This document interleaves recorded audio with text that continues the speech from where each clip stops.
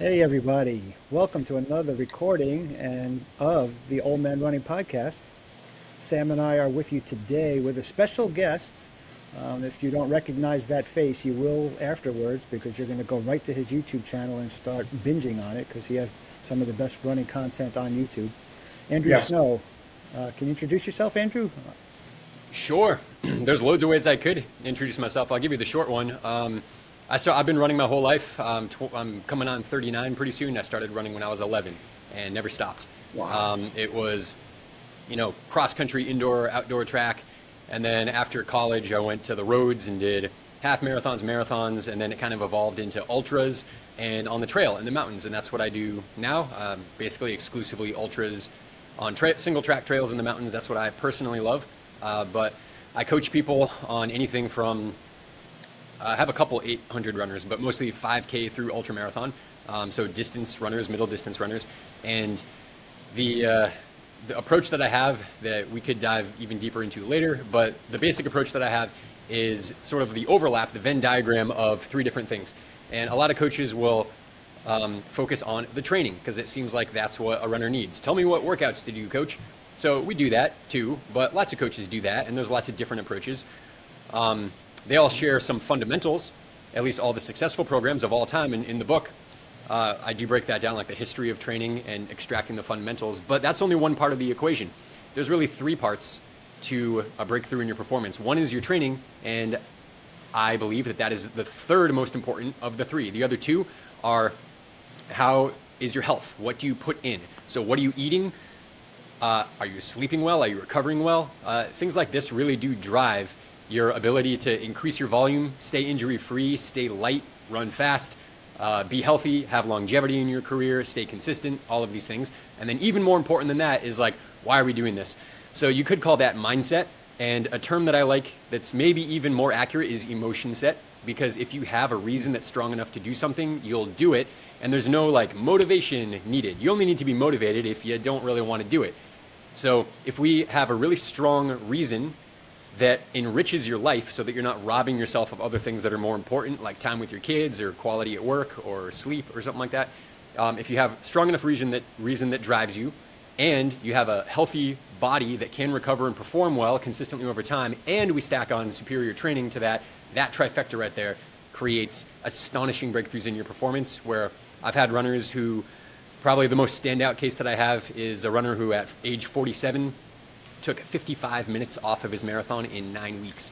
And he wasn't a slouch either. He got down to a 3:03. So we're not talking like That's a incredible. 10-hour marathon to a 9-hour marathon. So the sky's really the limit, but only when we overlap all three. If you're not going to do hard intervals hard enough to take an hour off your marathon. But when we change that total structure, you can make big leaps in your performance. Absolutely. So that's my introduction. Yeah. That's awesome, man. Yeah, I think I definitely am a believer in that and proof of that because I didn't start getting better until I brought on nutrition and recovery and making sure that I'm available to run. Right. And I never had a problem with motivation. I mean, my wife's not, yeah, she can't hear. I think about running all the time, right? So like 95% of the day, I'm thinking about how can I Wow. do something for running, right?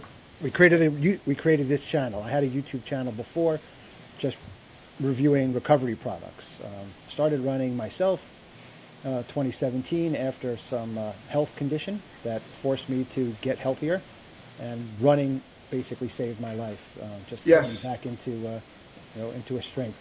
Sam is also in the same situation. He joined running late in life due to requiring to get healthier after Sam had some parts replaced. I think Yes. they were hips, right? So Yeah, both has- hips. Okay. Sam has new hips. I have half of a new heart, and between the two of us, we're bionic. Hey, when we both die, they can put us together and make something. Make another one, yeah. We'll make a robot. Yeah, Okay. Mine are So- titanium, so we're good. yeah. So I have all my parts except for a little piece of heart, but that's how I got in. That's how I got into running. Just the heart, Yeah, yeah. That's just a small piece. But I appreciate what you say about the 3 pillars of running, and that's something that I've experienced from watching your channel.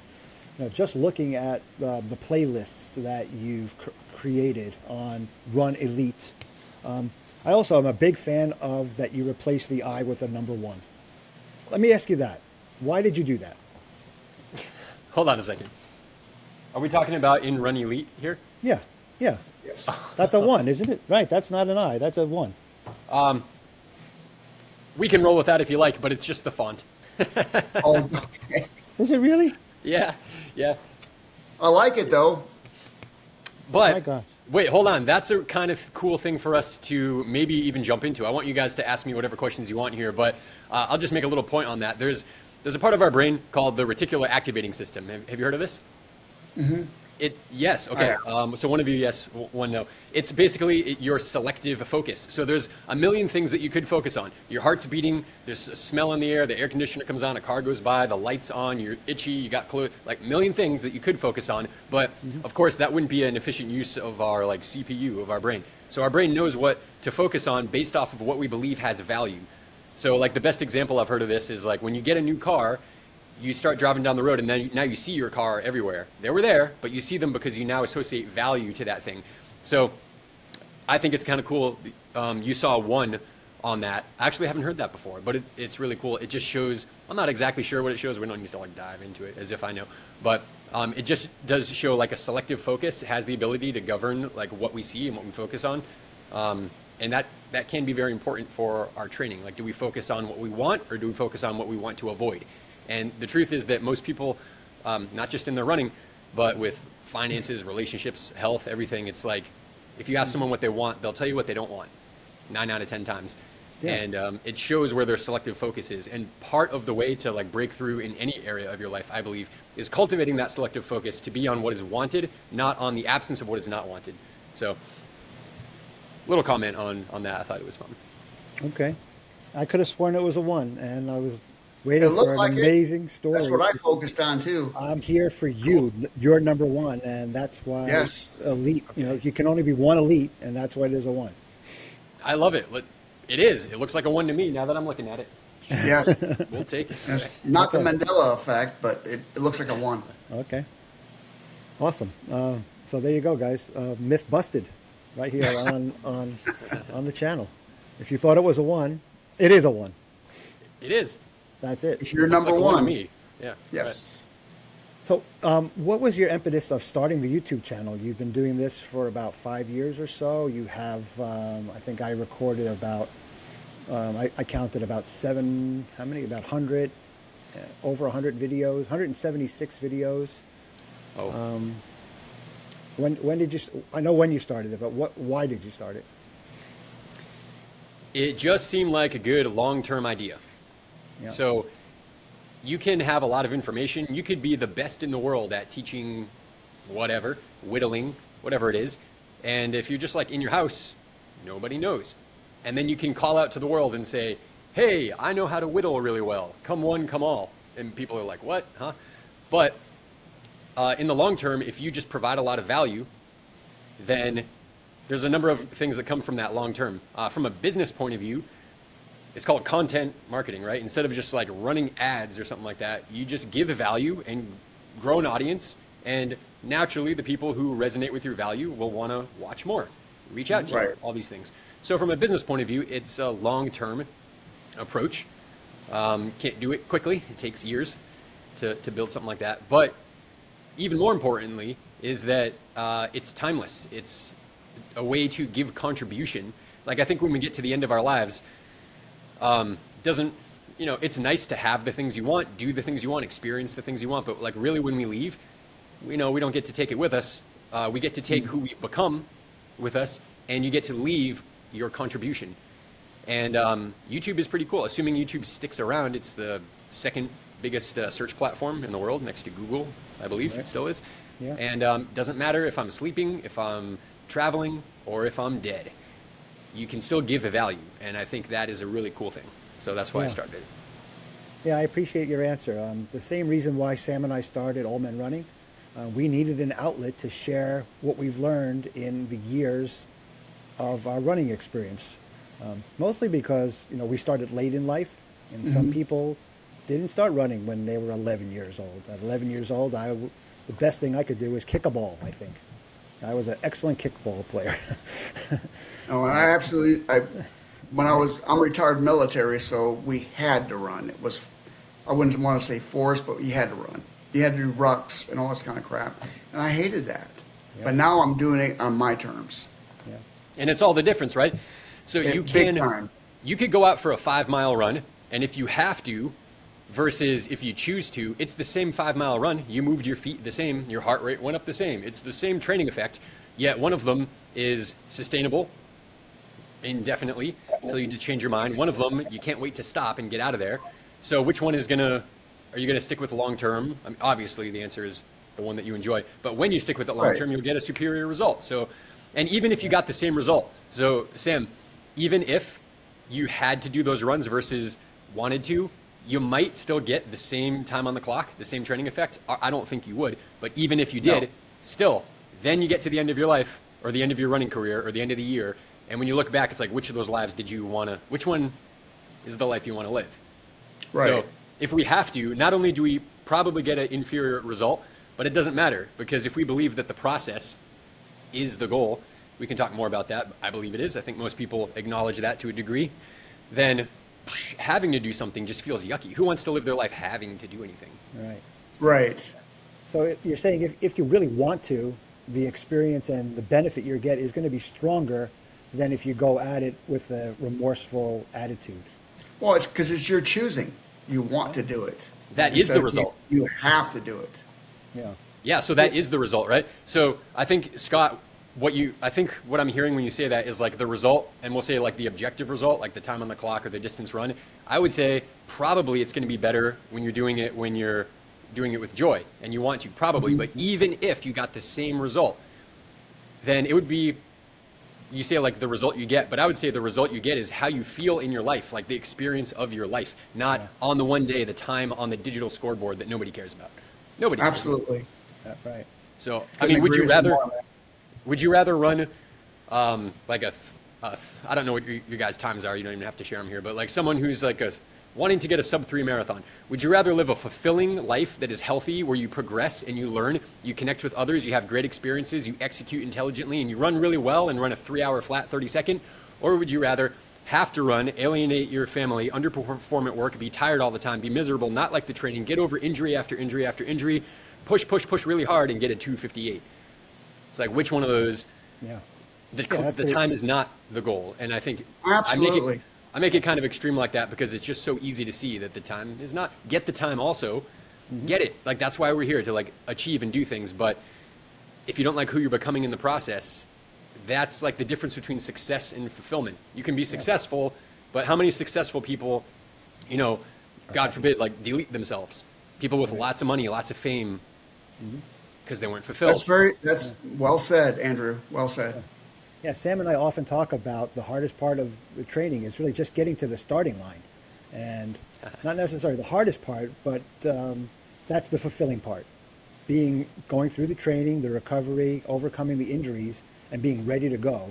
And then the race is the celebration. When you get to that finish line, whatever the number is, that's what it is. You did your best, and then you'll be Yes. satisfied. Often I fall short of my goal, my A pace goal. And you mentioned somewhere, and I wanted to bring this up later on, about A and B goal, where you really should just have an A goal, or it's too confusing to have multiple goals, because then your internals just kind of fight those goals. And I've been living that lately. I'm saying a goal of this event is just one thing. I'm not saying, hey, I want to run 5 miles in 40 minutes or 50 minutes. I pick something that I want to smile the whole time, and I want to make sure that my form is good. And I'll focus on that and not necessarily how much time it took me to finish a certain workout. And that's being realistic Yeah. for yourself. So I think I lost track of my own thought, but You were talking about A versus B goals and Yeah. focusing on the process. so do you remember where you said that? Was that in a video or in the book? Yeah, Was that both. something- In both, Yeah. right? Yeah. I understand what people are doing when they have an A goal and a B goal. I'm not against B goals, but I am against settling for a B goal for the one thing that you really want. but you can hit B goals along the way to it, but they're more of like signposts, goal markers, road flags, what's the term for that? Whatever. They're markers along the way to the thing that you want. And I don't think we should compromise on the thing we want at all, because then when it gets hard, you'll settle. You'll have a reason. Oh, if you're trying to like break a 3-hour marathon and there's a headwind, you won't do it, and it's not your fault because there's a headwind. Or if you sprain your ankle 6 weeks before, it's not my fault, I sprained my ankle. But if you decide that you're going to do it, it's scary because you could fail. But if you decide you're doing it, not have an A goal, B goal, this is what I'm doing and nothing else, then if you sprain your ankle 6 weeks before, guess what? You cross-train like a beast. You change your nutrition. You focus on your education. You get yourself back into gratitude as opposed to pessimism. You study the course. You lift weights. You get a physiotherapist. You do dry needling. All of these resourcefulness things that you can do get unlocked because there's no B goal. There's a B goal. You just take it and say, well, that's what I could do this time. And you don't need to do that. It's kind of a little more extreme, but you can just be as extreme as you want. It's just about being honest with yourself about what you really want. And when I have initial conversations with runners, I always ask, one of the first questions is, what is it that you're trying to achieve? And more than 90%, nearly all, not literally all, say it's a time on the clock that ends conveniently in a 0-0 or a nice round number. And it's like, well, why do you want that? Because, and we go deeper and deeper and deeper, and eventually it's never see, I lost track of what I was talking about now. A goals, B goals, yeah. But if you get down to what the goal really is, and oftentimes it's like, I want to improve my health and be here to see my grandchildren grow up. And they think running is a way to health. So it's not the time on the clock. You believe running will make you healthier. Okay. So in that sense, it wouldn't make sense to hammer on the intervals and get faster if you keep eating pizza and drinking beer, which would rob you of your health. It's like, you can get the time on the clock and still not get the thing that you wanted. So we have to identify the thing you want. And once that's identified, I do not recommend at all compromising on that whatsoever. Don't make a B goal for that. You can if you want. But in that sense, there should be an A goal that is clearly defined. And instead of B goal, let's just have markers along the way. But like in a given race, if it's a peak race, if it's a tune-up race or something that you don't care that much about, it's for fun, have an A goal and B goal. But like at the Olympics, is there an A goal and B goal? Maybe, but not for the person who believes they're going to win. When Usain Bolt steps on the track, does he have a B goal? No, he goes to win, right? When Kiptum ran his world record marathon, was there a B goal? When Kipchoge did the Ineos Breaking 2, was there a B goal? No, it was do it or die. Right. Did Prefontaine, and they all did it, but did Prefontaine have a B goal at the Olympics? No, he was always A goal. And he got 4th place. And for that reason, we love him. He got really pissed off at himself because he was looking for an external thing. Fine, fair enough. But we respect him because, I got goosebumps. Look at that. Mm-hmm. When you think about Prefontaine's Munich race, even the commentator said this, that, he made a really big drive with a mile to go, okay? With 600 to go, he made a massive kick down the back stretch with 600 to go. It was like all-out sprint. Then he made another massive kick with 300 to go. I'm getting goosebumps again. It's like he could have ensured a bronze medal. Absolutely. He probably could have ensured a silver medal had he not made that kick at 600 to go. Or instead of kicking at 300 to go, because then it killed him. He kicked again with like 100 to go and he died. If he just omitted one of those kicks and slow burned it, he'd have got at least a bronze medal, if not a silver. But he had it wasn't about that. It was about, I'm gonna die. Like somebody may beat me, but they're gonna have to bleed to do it. Today's a good day to die, right? Mm-hmm. There was no B goal, and for that reason, even though he didn't get the medal, any medal whatsoever, or any world record, or any world championship, we love him and immortalize him. Yeah. We respect that, I think, very deeply. We respect going for the one thing. It's a masculine thing. Like Prefontaine, I know he was really good with the ladies too. He was like he was a baller. He was a badass in all kinds of ways because people are just attracted to the kind of, masculine, feminine energies. He embodied a masculine energy, which is like knowing what I want, taking no substitutes, and everything into one thing. And that's cool. That's why they made 2 movies about him, right? Yeah. Yeah, it's true. People appreciate those attitudes, right? Someone who they want either aspire to be or they can look up to because that guy is living his life, the true sense of what he wants to be. And he's happy that way. We think he's happy that way, at least. We can't ask him now, unfortunately, but Right. we can watch the movies again. I did watch Without Limits a few weeks ago. It was What a definitely great movie. I could quote that whole movie verbatim, word for word, the whole thing. That was such a good movie, yeah. Yeah. Yeah, those are great movies. So I appreciate the A and B goal, and I think there's a company, and I don't remember who it has, but doesn't someone have a phrase, never settle? And I think that's kind of in that frame of don't settle for anything but the best for yourself. And I'm not sure if that's 100% in par with what we're talking about, but that's what made me think about when you were talking about, settling. A B goal is settling or coming up with an excuse for not making that A goal.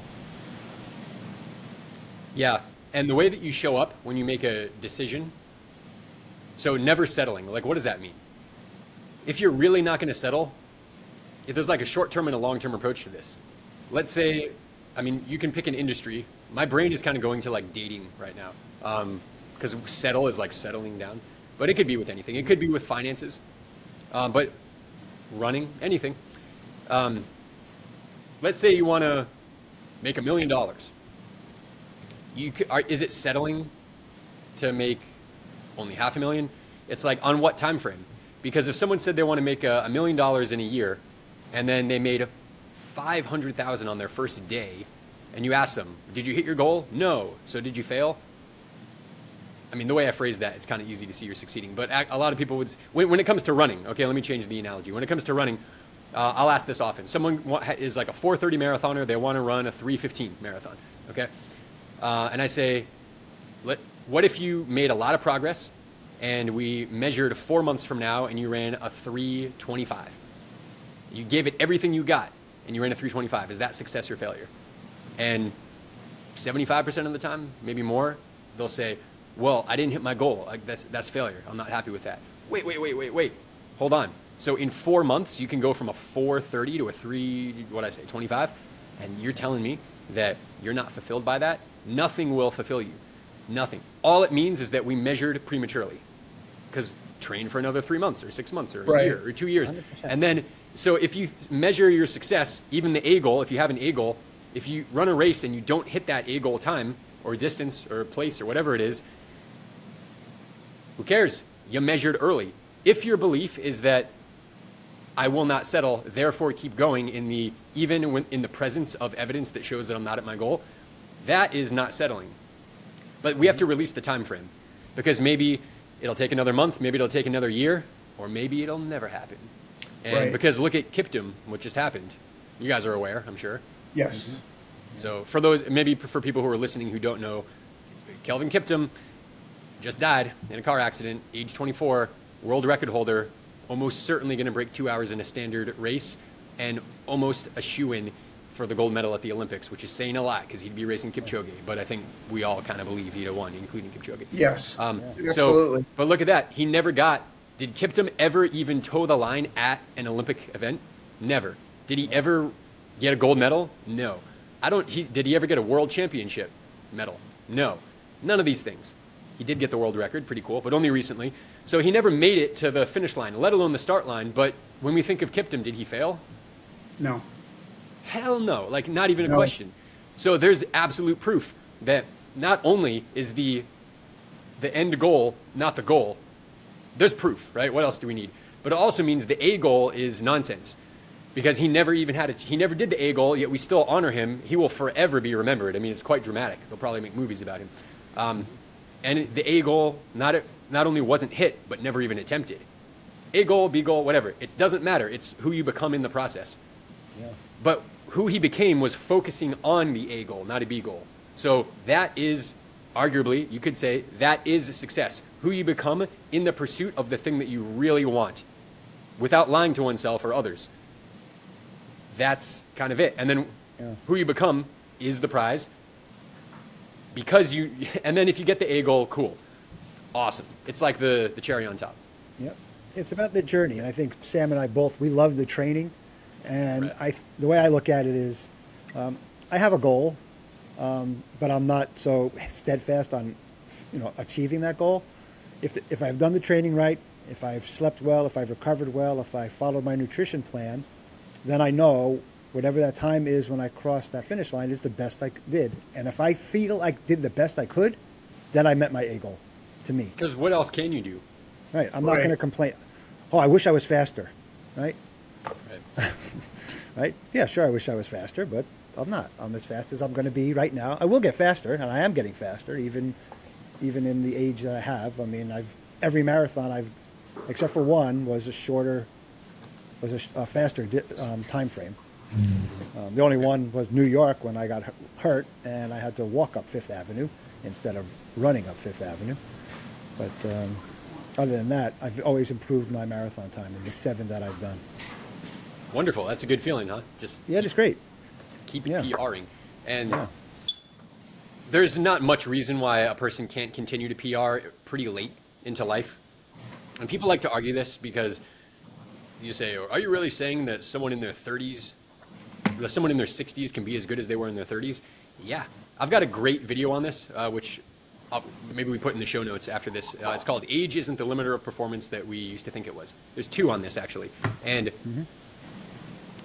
the only exception to if you're 60, could you beat your 30-year-old self? The answer is no, only if you had trained very, very, very diligently at full, and you maximized your full capacity throughout your 20s and 30s and really maximize it, then possibly not. But who does that? Maybe Olympic world-class runners, and even them, did they really maximize it? Maybe they got close. But if you rewind 30 years in your life, were you really focusing? I mean, because in your 60s, you could run twice the volume you did in your 30s. You could train more intelligently. You can improve your diet. You can improve your recovery. You can improve your pacing, and kick the butt of the version of yourself you were when you were 30. And this is absolutely true. One of my runners, I'll tell you about 2 of my runners real quick, because they're exceptional. Both of these I've been working with for over 4 years. One of my runners, Heidi, she is 47. I think she's going on 48 right now. And every year, the last 4 years, she's PR'd in her marathon, and then some of the years, other races too, like a half or a 10K.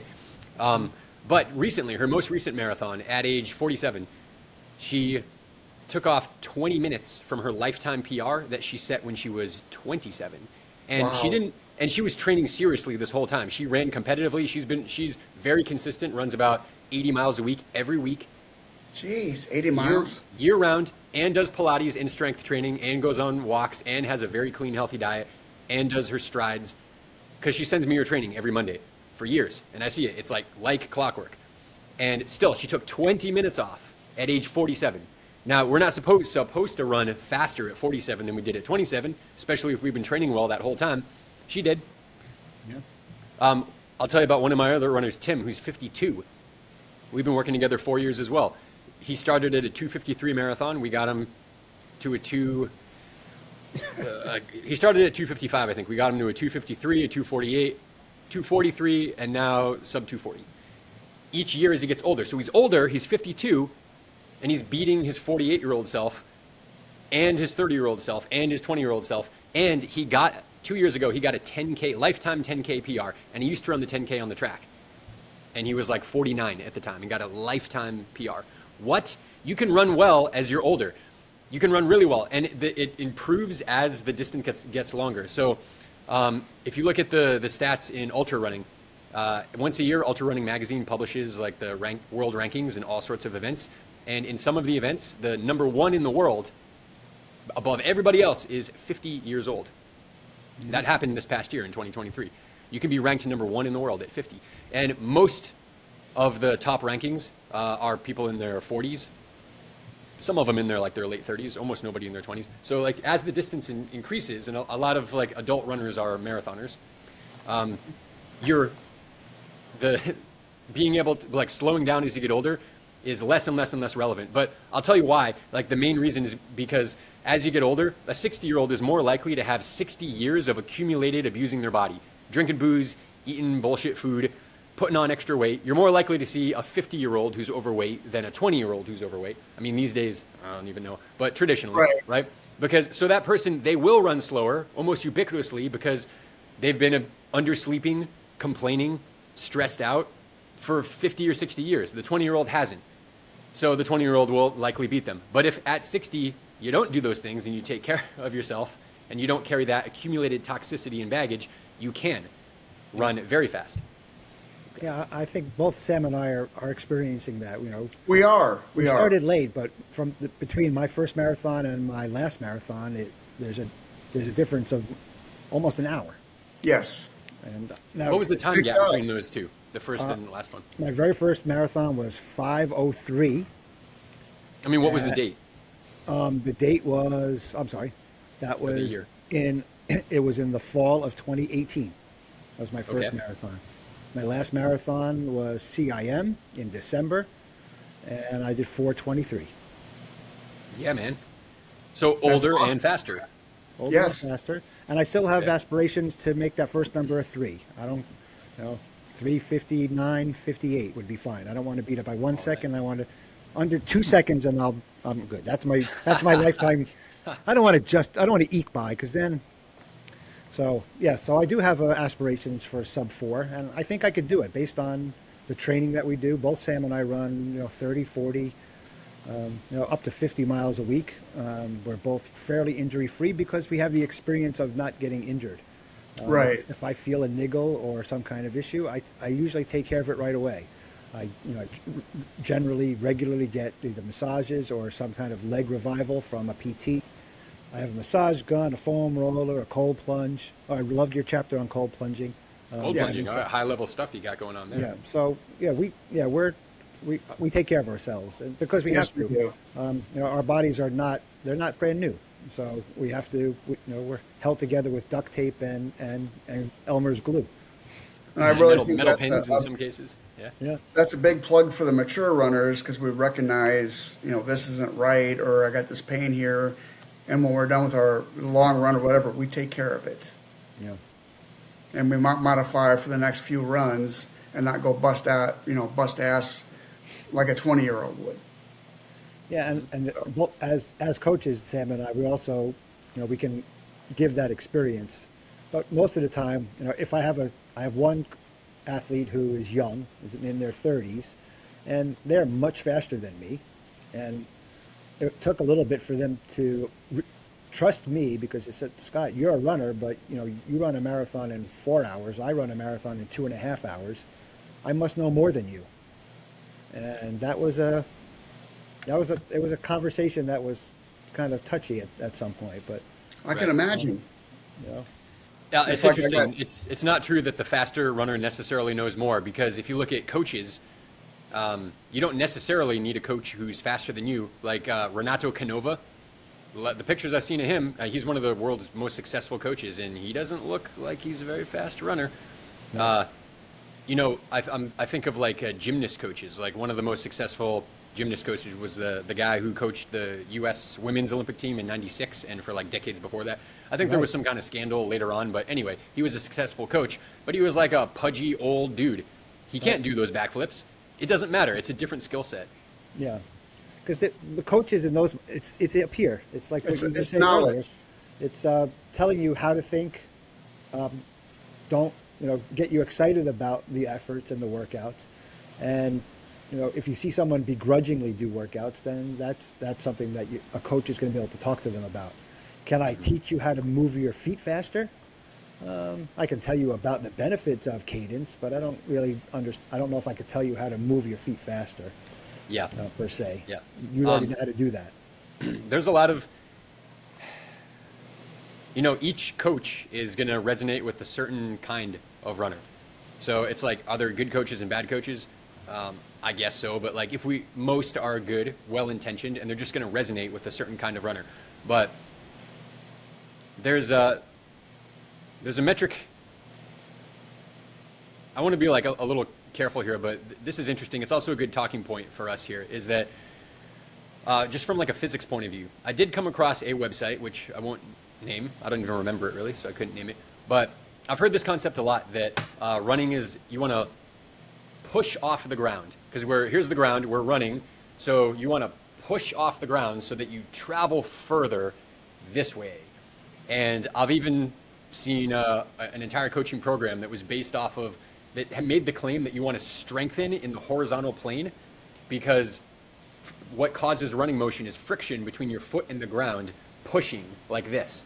And I'm like, oh, geez, it's so untrue. It's not like from physics. It's not true at all. I've got videos on this too where I show it. But if that were true, that pushing off the ground, because that's how a car moves, friction between the ground. It's in continuous contact though, and it rolls. We don't have wheels, and we're not in continuous contact with the ground. We bounce one leg to the next, to the next, to the next. It's a vertical force. It's a vertical force. Well, how do we move forward then? You simply lean at the ankles and fall forward while jumping vertically. Not this way, certainly. You jump vertically while falling forward. That's why as you run faster, you lean forward. And in fact, that's what running is. If you stand straight and you try to run forward by pulling, you can't do it. The only way you can start moving forward is to put your center of mass, put your center of gravity over your center of mass. You got to lean forward. So you start to fall until you're going to fall to where you have to pick your leg up, and then you catch yourself underneath you. Boom. So it's kind of a tangent here, but when it comes to competency of coaches, there's some things that I use to just kind of listen to, does this person know what they're talking about? That's a good one right there. But it's the reason I brought it up, there's maybe many things like this, and I don't know everything, but I wanted to bring that up because it's a good talking point also about the mechanics of running, that this is a vertical force, not a horizontal force. Right. Which we can go all kinds of ways without. You can talk about strength training, mechanics, all of those things, but I'll stop that tangent there. But. I've heard someone refer to running as falling gracefully. Exactly. Falling forward gracefully, right? That's well said, Scott. I don't know. I wish I came up with that, but I did actually. No one who's listening to this is going to check the fact. I invented falling gracefully. I like it.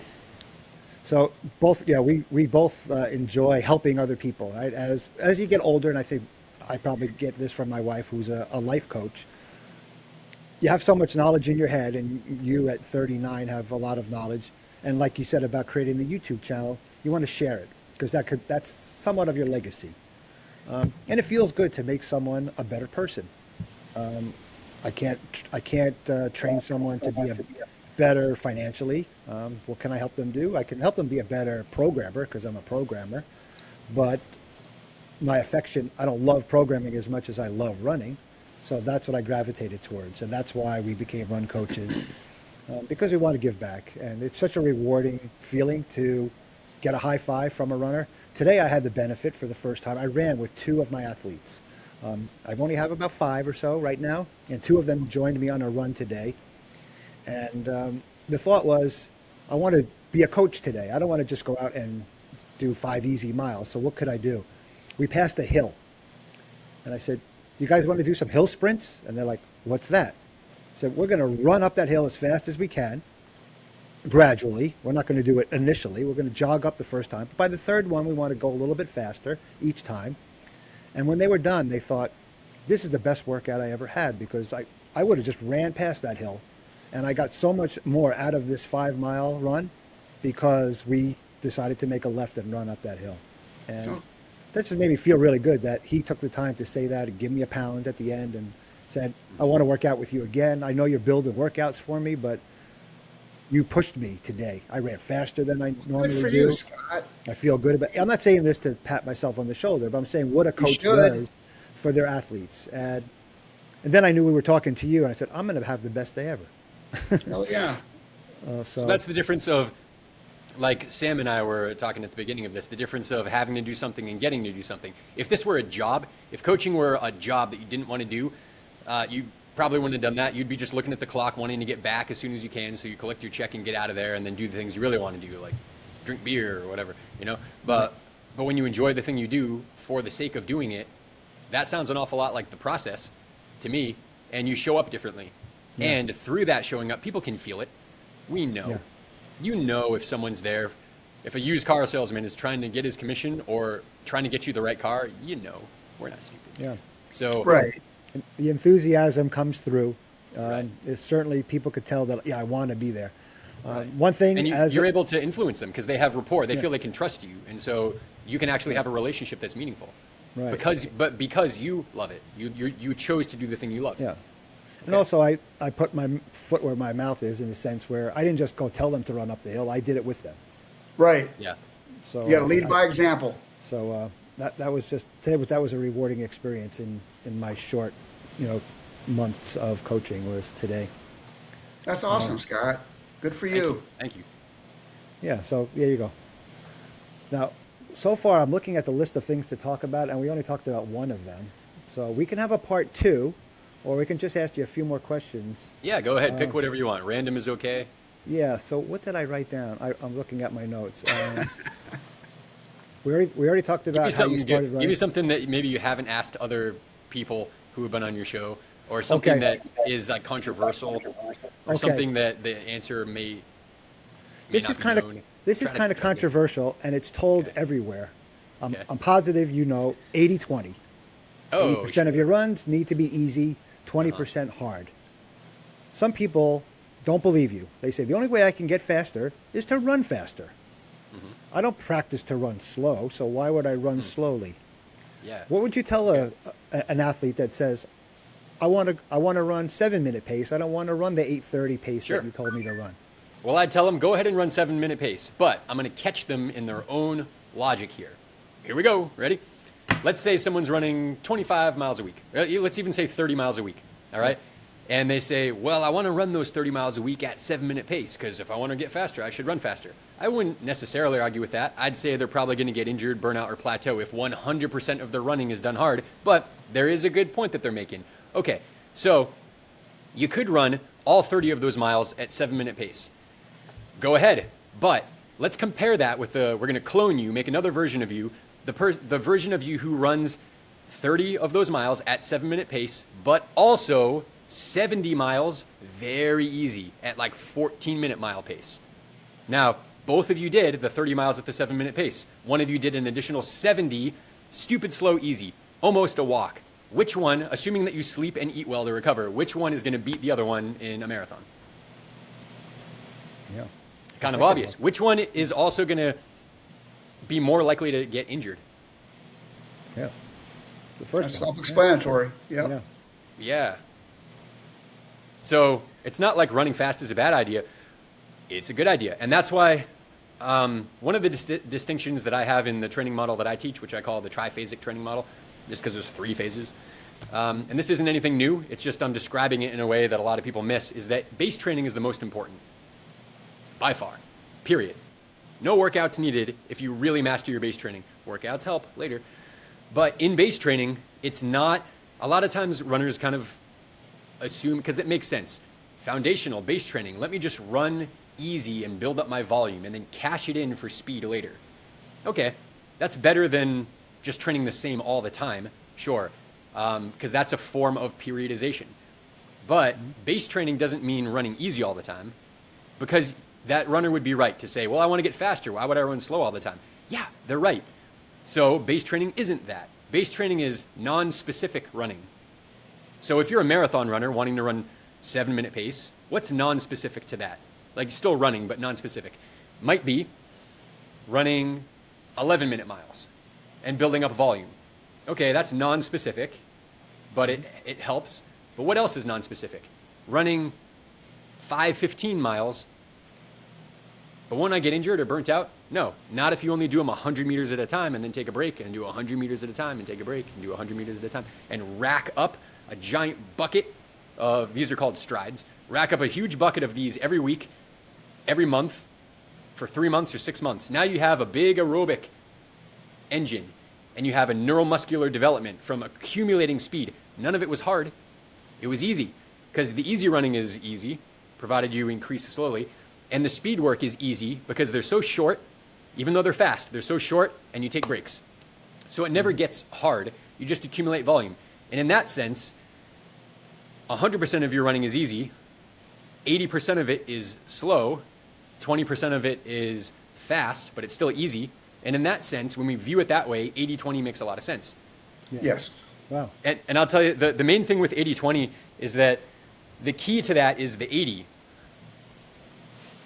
And if you want to have your 20% be more volume, you need to increase the overall, you don't need to do more speed work or longer tempo runs or longer long runs. You need to increase the pool that you're drawing these from. So you're increasing your volume so that when you go to do a long run, it's a lower percentage of your entire run, and therefore it's less taxing on your body, and therefore it's easier to recover from, and you can repeat it more often.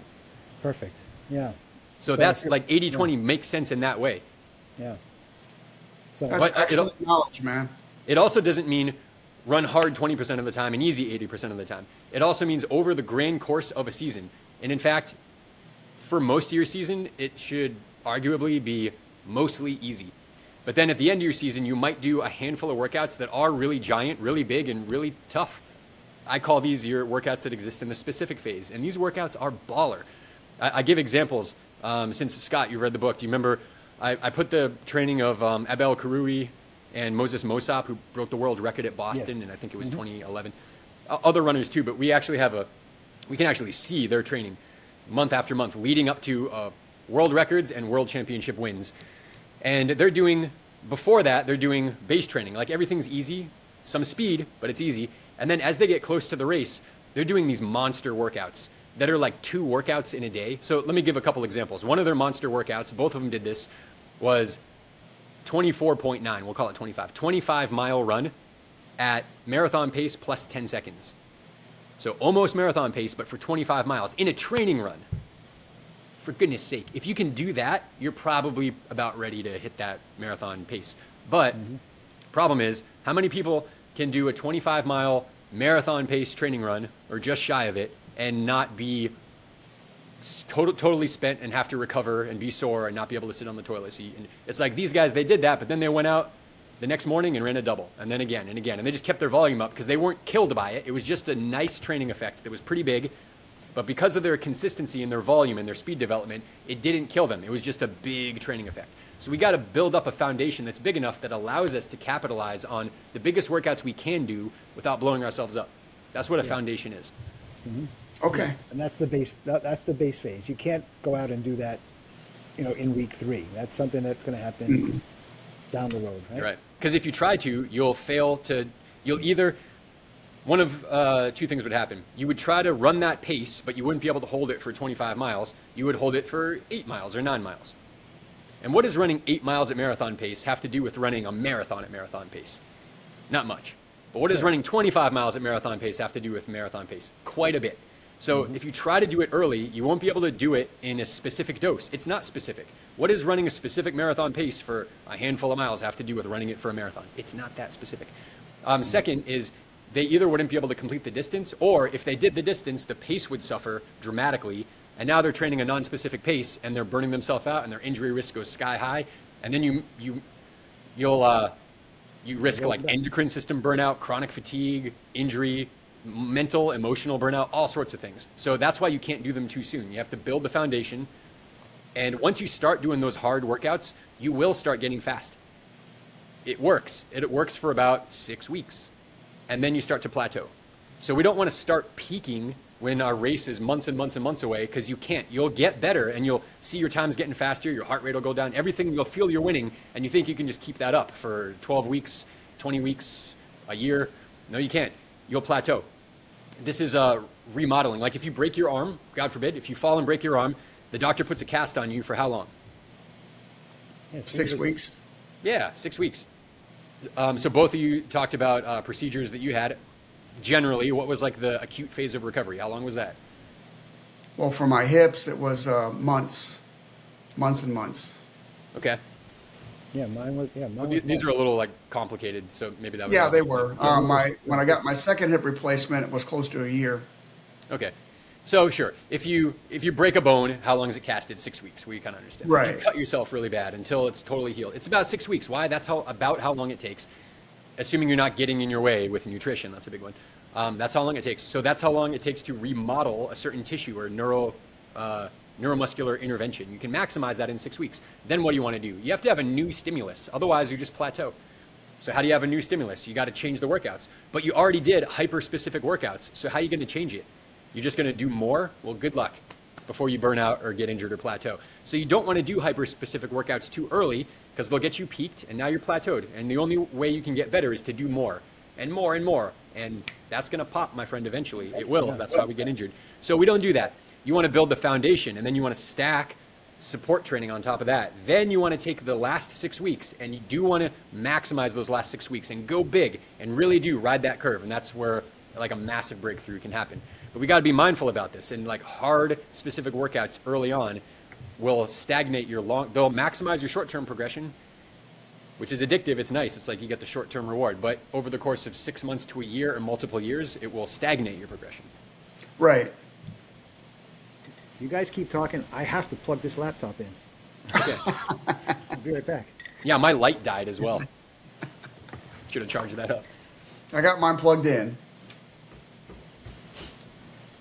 I guess we'll wait for Scott to get it back. Okay. Do you have other questions written out there? I just got a personal question for your, like when you do ultras, what is your mindset and your mantra? It's way less intense than it was during the... Is it different from your marathons? Is there a change for you when you do an ultra? Yeah.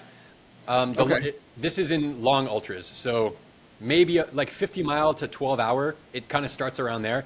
My mantra becomes stay consistent, let everybody else die. Okay. I'm not here to push hard. I'm not here to grind it out. I'm here to enjoy.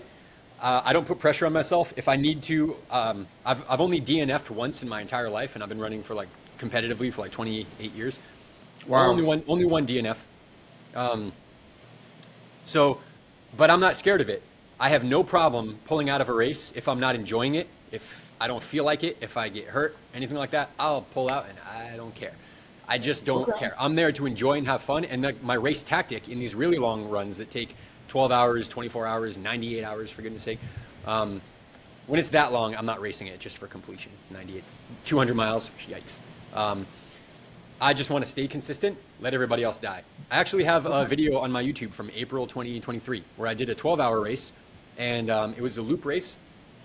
And my girlfriend at the time, she was there filming, and she ran with me a little bit from time to time. So we got to record a bunch of this, and you can see it's like it was a 5K loop essentially, and 4 hours into the race, I was in something like 21st, 22nd place. And I was running with like the back of the Packers or the mid Packers, whatever. And because I knew about what pace I could sustain. And the guys who were way up front, they were almost a lap ahead of me. But I knew that the pace that they were on would come out to about 77 miles in 12 hours. And the course record on this course was like 58 miles. So I'm like, there's no way. These guys went out so fast. I just knew. I'm like, yeah, they're a lap ahead of me 4 hours in, but that's because they're going way too fast. So I knew that I could keep, 9:30 pace or 10:30 pace? It was one of those. I knew that I could about do that on a course like this for 12 hours. So I just kept that metronome. Okay. 6 hours in, I was in like 10th place, whatever. 9 hours into a 12-hour race, I was in like 7th place. And it seems like I'm not going to catch these guys. But then with only 3 hours to go, I just kept that metronome, and I came around and I was in 3rd place. I didn't even know. I didn't even see these guys because they just dropped off. I didn't pass them. They just like stopped at the aid station. Then I came around one more lap, and my then girlfriend said to me, "Do you know what place you're in?" I was like, "What?" She goes, "You're in 1st." I'm like, wow. What? I didn't pick up the pace. I didn't have a strategy. I didn't pick people off. I didn't do anything. I just stayed consistent and let the 21 people who were ahead of me, or the 20 ahead of me, just let them all die. And I just stayed consistent. I ended up breaking the course record on that course. I didn't win. With 1 lap to go, one of the guys who had given up, he stopped at the aid station. He saw that I had passed him, so he went, hey, he picked himself up by his bootstraps, took a shot of something maybe, and just sprinted by me, and he won. We both set the course record, but he crossed the line before me. That's how it played out. But the point of that story is, in ultras, my mantra is, don't go out too fast. Conservative, slow drip it. Conserve your energy, slow drip. You can always push at the end. And if you want to be competitive, let the others die. Let them come to you. So I have 2 questions. So the first one is she still your girlfriend? No. He said then girlfriend. Oh, so. you said then girlfriend. I wasn't. Yeah. 100%. Love her very much. Great girl. Who knows? She may even watch this. She was my video editor for a while. No hard feelings at all. Love her. Great. Okay. Just, it ran its course. All Yeah. right. Sam and I Things are both. happen. Things Sam and I happen. are both married Yeah. many years. So I've been married more than half my life, and it's been Well, fine. I'm on my fourth marriage, so Oh, I got it right the first time. Ha, cool. I didn't know Thanks that. for sharing That's that. Sam. I didn't oh know yeah. Well, the military chewed three of them up, so that. Okay. The the other question was, we talked about getting faster at the end. So everybody talks about a strategy for marathoning is negative splitting, right? Running the second half of the race faster than the first. That's hard to do. Do you have any tips for telling when people say, hey, you tell someone they should negative split, they're going to say, well, how do I do that? And it can't be, oh, just walk for the first 13 miles and then start running. There's a pacing strategy. But I guess you learn Sure. that during your workouts. What can you sustain for 13 miles that's not going to make you tired?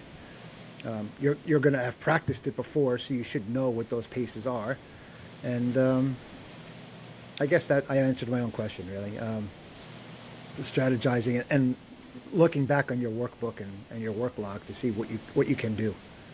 Sure, I will contribute two things to this that aren't written about in my book. I don't think I have a pacing section in my book. I don't believe so, but I do have videos on it. I'll give you two things. One of them is the way to run fast is, sure, a negative split, sort of, but when Kipchoge broke his own world record just last year, I think, he ran a positive split. Wait a second, world record, positive split? Okay, it's fine because it was a very small positive split. So if you run, like you just said, if you walk the first half, of course you're going to negative split, but it'll be like 50% faster on the back end. We didn't do the best we could. If you go out too fast and you blow up and you slow down, by how much could you slow down and not have left some in the tank? And the answer is about, you don't want the first half and the second half should be, if you get to the finish line as hard as you could, you gave everything you got, and the first and second half aren't different by more than 2%, you basically ran as fast as you could, regardless of if it's a negative split or a positive split. Because a negative split really just means you ran even and then kicked at the end. That's a good way to think of it. Mm-hmm. So if you ran even and then died at the very end and ran 10 seconds slower for your second half of the marathon, it's probably still about as fast as you could go. Mm-hmm. Yeah. And how do people negative split?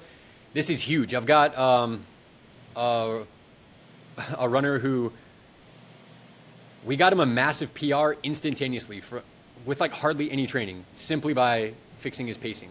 And he's still positive split, but he had a positive split by something crazy, like 40-minute positive split in a marathon consistently, Wow. again and again. And it was really significant because it wasn't like an even drop off. He went out way fast, and then at the end it was a tank, and it was like twice. Like his slowest miles were like 14, and his fastest miles were like 7. I'm like, this spread is so insane. He didn't even solve it. He didn't even get to a negative split. We just made it way of a less positive split, and he took something like 25 minutes off of his marathon, like that. wow. And then he did it again That's recently, incredible. and he still it's still an issue. He's still positive splitting. But if you can negative split with a less than 2% difference, you did run the best race that you could. Okay. How do you do Good it? to know. It's I believe it's humility. I agree. Because especially if you're good, especially if you could be up there winning, or top of your age group or whatever like that, it kind of sucks to see 10 of your peers that you know that you could beat and you're behind them. I could be I'm faster than that person. I shouldn't be way behind them. So your ego kind of takes over. Yeah, but they're going too fast too. Now everybody's going too fast and everybody dies. And you see this, there's a great video on YouTube, not by me. Someone did an analysis of the pacing at the Berlin Marathon. I think it was Berlin where Kiptum set his world record. Is that right? Yes, I believe so. It was October. Okay, so assuming it was Berlin, I think it was. There was a pace analysis. This guy was looking at trying to catch cheaters. He's got a channel on this. How do you catch cheaters? You look at the splits and see at any point where they're running like way faster, like a 2-minute mile or something, you can kind of catch a cheater. And he has a graph of everybody who ran Berlin Marathon, what their pacing was. And virtually everybody has a massive, pretty significant positive split. Then there's a group of people who have a very even line. And that's the elite field, men and women. And there was like one runner who had a negative split, like one, and that was Kiptum. So Kiptum does the opposite of everybody else, and the elites still do basically the opposite of everybody else. Going out too fast is going to cost you quite a bit. And it takes humility, because if you're going out slower and everybody else is going out faster, that means there's a big gap. and that sucks for the ego. So Right. it takes You humility. see a lot of people passing you, but you have to learn. They're passing me now, but it doesn't matter. At mile 18, I'm going to be passing them. Their hands are Exactly. they can be at the medical Yeah. tent, and I'm going to take a drink of water and go right by them. Well, that's very Yep. rational, but emotionally, it just takes over, right? Yeah, It does. yeah. It takes some growing up to It takes realize discipline. that. And It discipline. really does to understand that. Discipline. That's one thing I've been, and I've seen it so many times with myself going too fast out of the box and then taking it slow. And mile 12, mile 13, I'm passing those guys that went out like, racehorses. Yeah. Yep. So to me, for myself, it just takes discipline to know that I, as a person, have to go start off slower. And when in a marathon, when you get to mile 1 and you check your split and it's fast, because it's probably going to be fast for virtually everybody, have the discipline to slow it down. Because Right. I remember so many times in my life, I've gone through some race, marathon, half marathon, whatever, and I see that first mile is too fast, and I think, oh, it's fine, it's just 1 mile, I'll slow it down, and I think I'm slowing it down. Maybe I was 30 seconds too fast that first mile, so I slow it down. I do slow it down, but now I'm 20 seconds too fast, and I think I'm winning because I'm like, I slowed it down, still 20 seconds too fast, and then 6 miles later, you're 2 minutes too fast, and you're well on your way to a blow up. Because when Right. you see that time too fast, you should stop it immediately, even if it means like walk for 2 minutes. God forbid, right? Walk and take a gel. Like slow it down. Hit those metrics, because you can mess up your marathon very much in the first mile, the first 5K. Now it's not like it sounds extreme. It's like, oh, I still got all this time to go. Yeah, but if you're not going to correct it, if you fail to correct your pacing by 5K or 10K, what makes us think we're going to? I mean, that's what it's going to force you to correct it later. So you want to make the correction now for all sorts of reasons, which we don't need to go into here. But instead of being forced to make a correction, correct yourself. That's the discipline that you're talking about, Sam. Yeah. Ride it Right. out, and then you can always pick it up later. In a marathon, if you ran conservatively through 20 miles, you still got 10K that you can hammer, That's the goal. Yep. They always say, right? Baseball doesn't start till like the 8th inning or something like that, and Yeah. the race doesn't start till mile 20. And the longer the race, the more. I've got a runner, Megan, right now, who's running one of the UTMB 100-mile races tomorrow. She might be running it now because they're a day ahead of us. Hey, Megan. And Go. she is very good. This is one of the better female ultra runners in the world. She is. I don't want to jinx anything here because she's running this race, but she's on track to run a faster time than Camille Herron ran on the same course. Really? This girl she runs 170 miles per week, every week. She's very disciplined. This girl is a badass. I won't say her full name here, but perhaps we'll link something in the show notes later. Okay. I just want to tell her story a little bit here. There's so much I could talk about her training. How we got her there was actually pretty simple. But the point I want to make here, without getting too off track, is that we talked yesterday about what's her tactic for this 100-mile. And essentially, it's go out conservative, let everybody else die. And it's a 100-mile race, so conservative through 50. And her conservative is like good enough to probably be winning at that point. But really conservative for her. And then reevaluate. Now the race starts. Because you still have 50 miles. Mm-hmm. So even if you went too slow in the first 50, you got 50 miles to pick it up. It's a long way. So that's just a more extreme way of saying in the marathon, at the halfway, 13, you still got 13 flipping miles to pick it up. Don't go out too fast. It will cost you on the back end. And you always have an opportunity to pick it up more and more and more and more. And if you feel you left too much in the tank, pick it up more. And as you get closer, pick it up more. And in the last mile, pick it up more. And in the last 400, sprint. And in the last 100, kill yourself. You can always ramp it up if you have more. There's no limit to that. But if you fail to do that, instead of pushing it and ramping it up, and then I'll leave you with this here. If you run as hard as you could, but you positive split, you ask yourself, how much faster could I have gone if I didn't mess up? But if you run as fast as you could and you negative split, you say, how much faster could I go if I went out just a little bit faster? So you still ask yourself, how much faster could I go if I didn't mess up, if I went out a little bit more aggressive? And one of those feels inspiring, and one of them feels like you messed up. Right. Well, that's why there's another race. Yeah. Yep. You learn and then you go on. So this has been such an inspiring conversation, Andrew. We It was certainly excellent, appreciate you Andrew. spending Thank you so much. your time with us.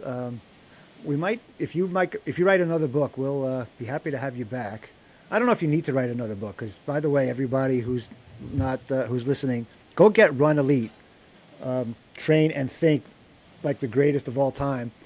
This is such a good book. Yes. I have dozens and dozens of running books, and this is the first one that I kind of carried around with me to the gym. If I commuted to work, I would take this with me, but Wow. it's an awesome book. I'm really enjoying it. I'm reading things that I haven't read in other books, and that's why it's a good book. Because Mine's supposed to be here Tuesday. good. Yeah, so Sam and I we'll just talk about the book on our next episode. Yeah. And what we learned from it. So we appreciate your time again, Andrew. We're so excited that you agreed to talk to us old guys. Thanks everybody for listening. Stay tuned for more, and we appreciate you very much. Happy running. Thank you everyone. so much, Andrew. Thank you so much for having me. What a pleasure. I'm honored. Thank you so It much. was great. Bye, everybody. What great knowledge. We'll see you next time.